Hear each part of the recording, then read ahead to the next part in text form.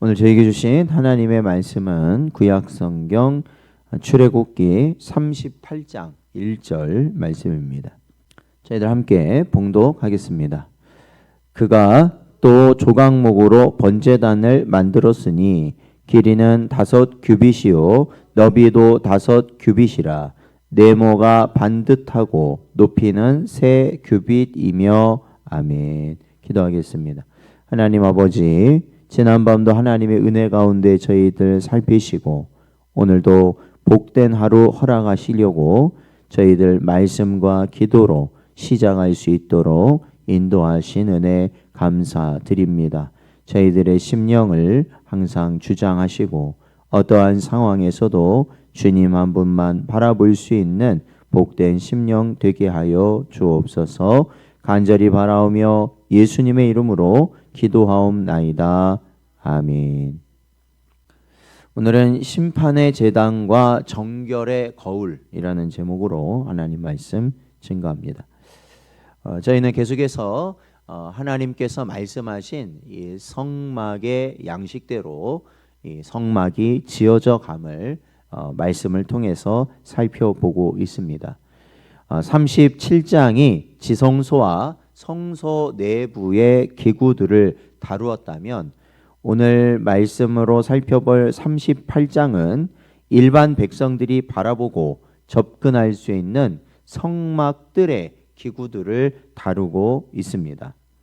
그래서 성막 안으로 들어가기 위해 가장 먼저 통과해야 할 것은 번제단이며 그 다음은 씻음의 물두멍이라고 성경은 말해주고 있습니다.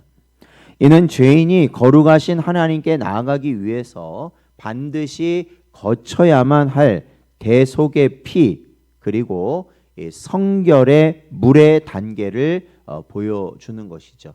그래서 이 번제단이라는 것, 그러니까 우리가 성막 모형을 혹시 보신 적이 있다면 이 성막이라고 하는 큰 이 천막이 있죠. 그게 그 안에서 성소와 지성소로 나뉘어진 성막이 있다면, 그리고 이 성막을 주변으로 마당이 있습니다. 쉽게 말하면 마당이 있어요.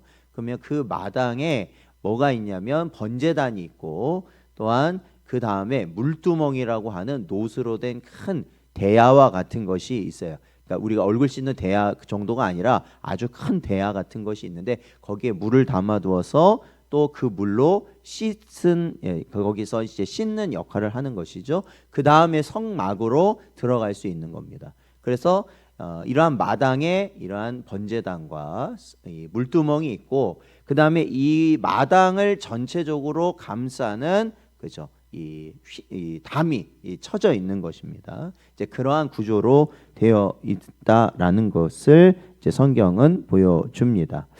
그래서 이제 오늘 본문 오늘 38장에서는 바로 이 번제단, 그리고 번제단 다음에 있는 물두멍, 그리고 이제 본문 끝에는 이 성막 건축에 사용되었던 것이 이러한 것이다라고 해서 거기에 사용된 금이나 은이나 놋 이러한 양을 기록하고 있음이 이제 오늘 38장의 내용입니다. 먼저 1절에서 7절 보면 이 번제단에 대해서 가르치고 있는데, 이 번제단은 먼저는 이 핵심은 틀은 조각목이다라고 말하고 있습니다. 오늘 본문의 1절에서 나왔지만 조각목, 그러니까 아카시아 나무라고 그랬잖아요. 이 조각목으로 틀을 짜고 그 다음에 그것을 이 나무의 형태로 놔두면 이제 거기 번제단은 불을 붙여야 되는 거니까 다 타버리죠. 그래서 이 놋으로 전체를 감쌌다라고 말하고 있습니다.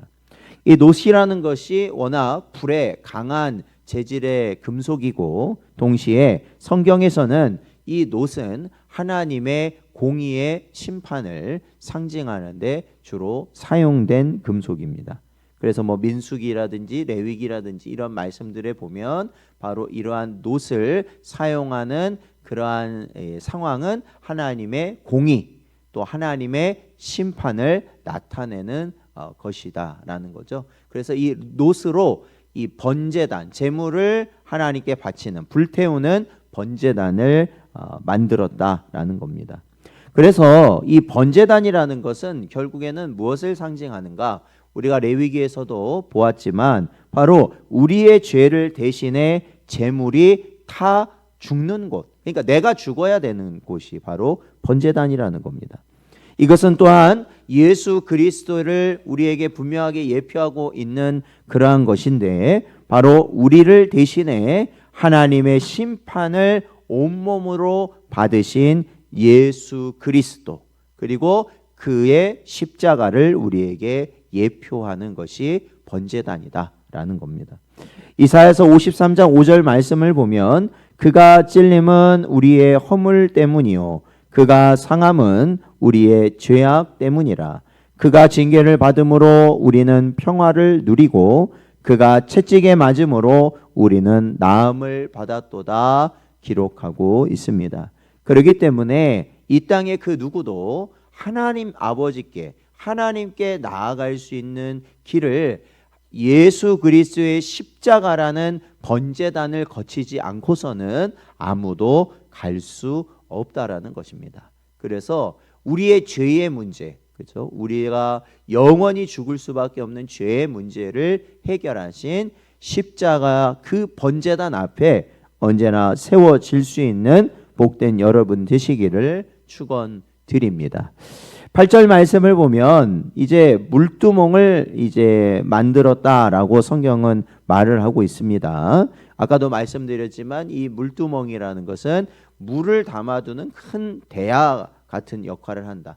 그러니까 작은 게 아니에요. 엄청나게 큰 대야를 만들게 되는데 이 8절을 보면요. 이 대야를, 이 물두멍을 뭐로 만들었냐고 하면 놋으로 물두멍을 만들었다고 기록하고 있습니다.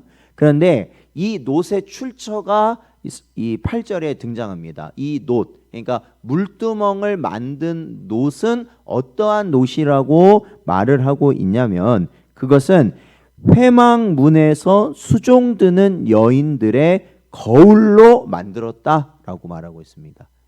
그러니까 그 성막에서 이제 수종을 드는 자들이 있는데 그게 이 제사장 같은 자들뿐만 아니라 여인들도 있었다라는 겁니다. 그 여인들이 사용하는 뭐라고요? 거울. 그러니까 놋을 이렇게 잘 가공하면 그게 얼굴을 비칠 수 있는 이 거울, 놋거울이라는 게 발견되잖아요. 옛날 보면요. 그래서 그 거울로 사용했던 것들을 다 모아서 그걸로 물두멍을 만들었다라는 겁니다. 그러니까 당시에, 그러니까 오늘날이라고 하면 더 좋은 거울이 넘쳐나죠, 사실은요. 그러나 이때 당시만 해도 거울이라는 것은 굉장히 귀한 것이죠. 사실은 거울이라는 것은 사치품에 해당하는 겁니다. 그런데 여인에게 있어서 그 거울은 꼭 필요한 것들이죠. 또 회막에서 이렇게 수종을 드는 여인이라면 더더욱이나 그렇습니다. 아마도 이 거울은 어디에서부터 왔겠어요? 사실 애굽에서 나올 때 거기에서 모든 것을 그들에게, 애굽 사람들에게 받을 때 아마 이 거울들도 많이 넘어왔을 것 같고, 또 이 여인들도 이 거울을 되게 귀하게 여겼겠죠, 여자로서는요. 그러나 이 여인들도 기꺼이 하나님의 그 기물을 만드는 것에 있어서 자신의 놋을 드렸다라는 거예요. 놋고울을 다 바쳤다라는 겁니다. 그래서 특별히 이 물두멍을 이 놋거울로 만든 이유가 뭐겠는가?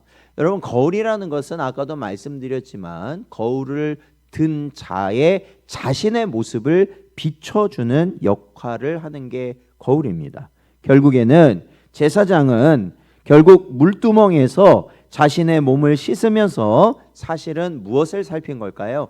자기 자신을 살폈다라는 겁니다. 여러분 보세요. 우리가 이 얼굴을 닦고 손을 닦고 이 몸을 닦을 때 어때요? 그냥 물을 찌끄리고 가는 게 아니잖아요. 그렇죠? 구석구석 살피게 되는 겁니다.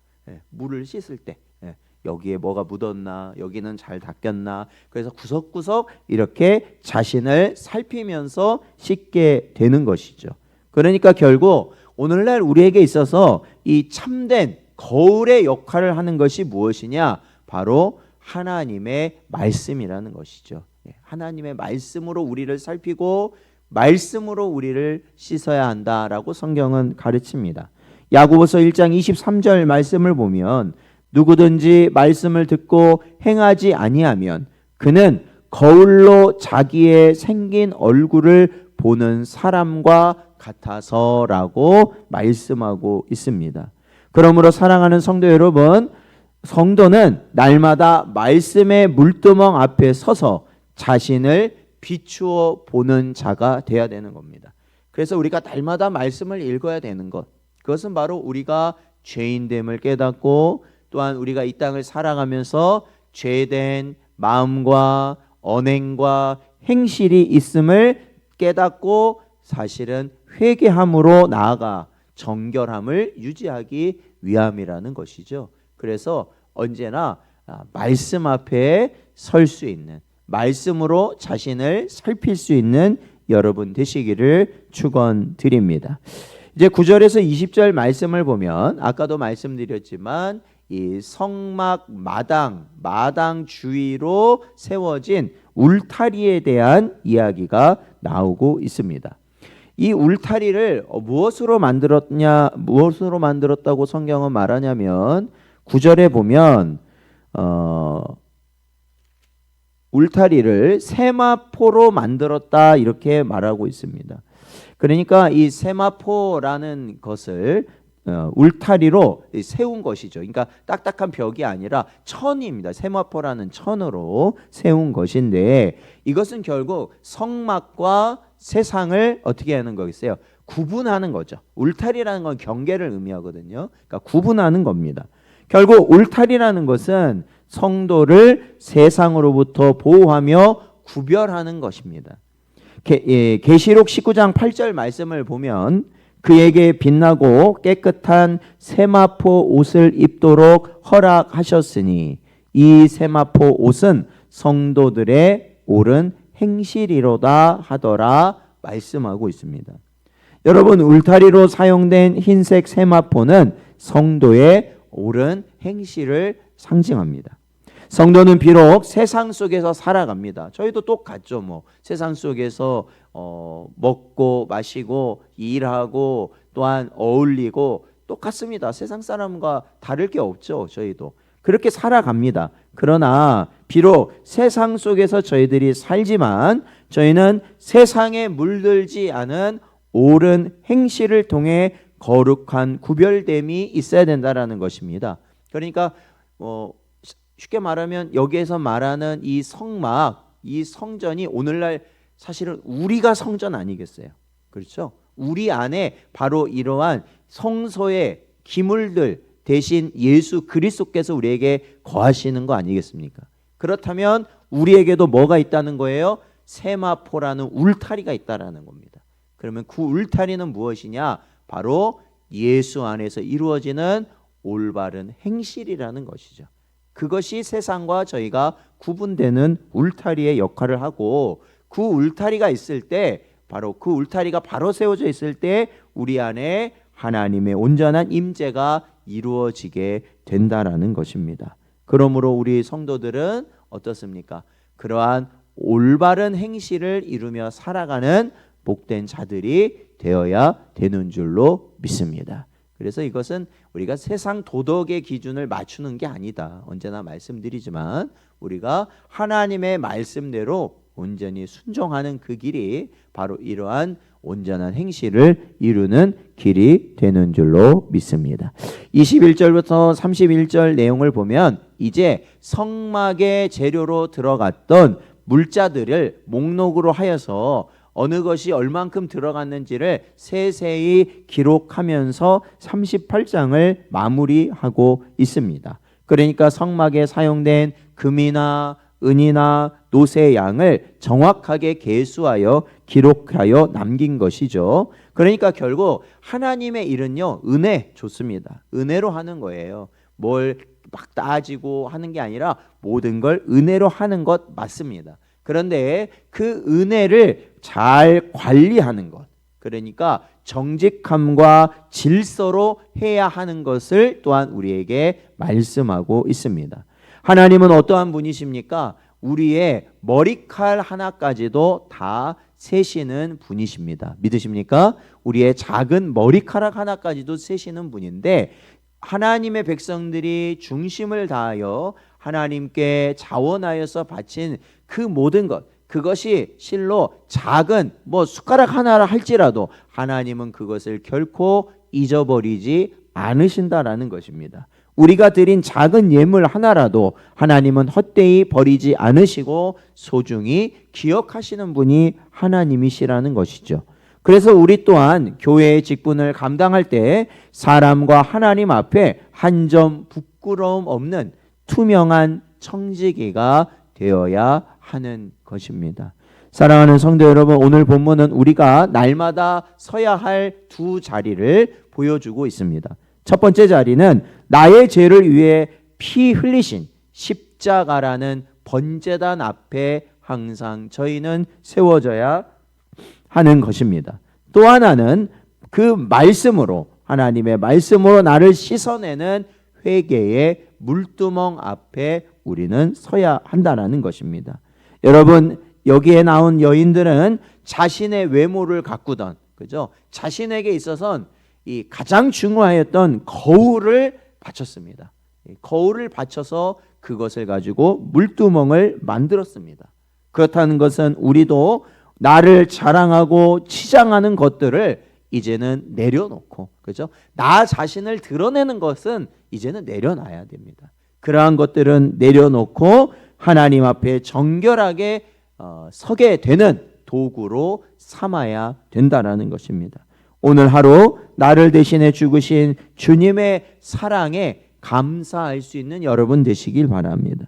또한 말씀의 거울 앞에 나를 정직하게 비추어서 거룩한 성도의 울타리를 든든히 세워가는 복된 여러분 되시기를 주의 이름으로 축원드립니다.